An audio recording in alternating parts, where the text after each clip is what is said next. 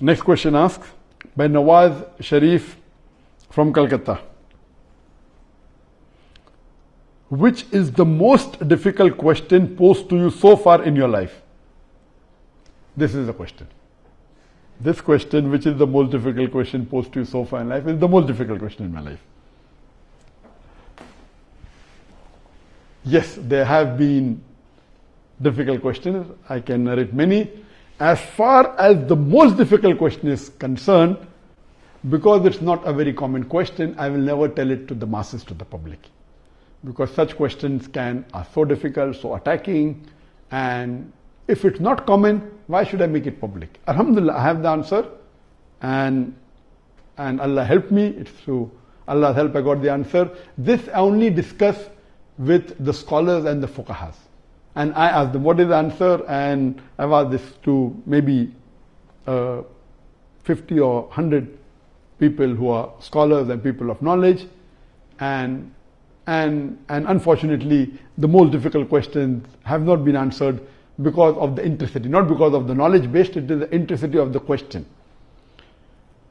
So those questions which are attacking Islam, and they're not common, and it's difficult to understand the answer.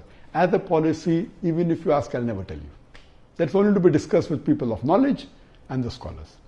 Yes, there have been many questions which are tricky.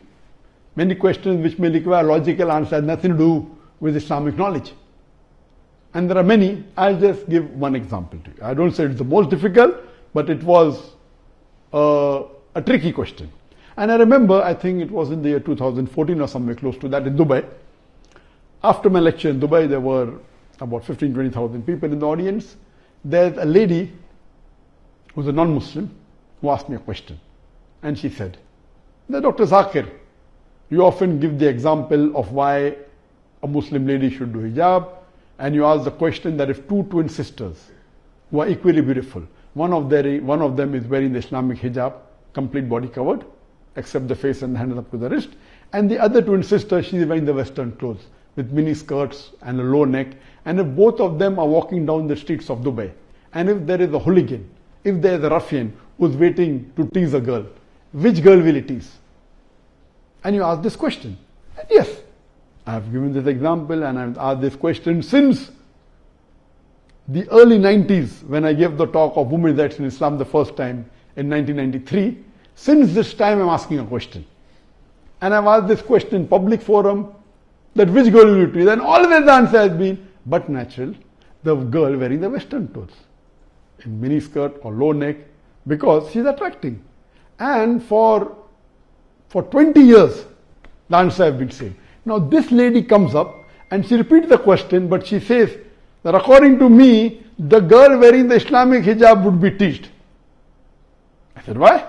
She said, because the man would like to know what is behind the clothes. That's why he will tease the girl wearing the Islamic hijab.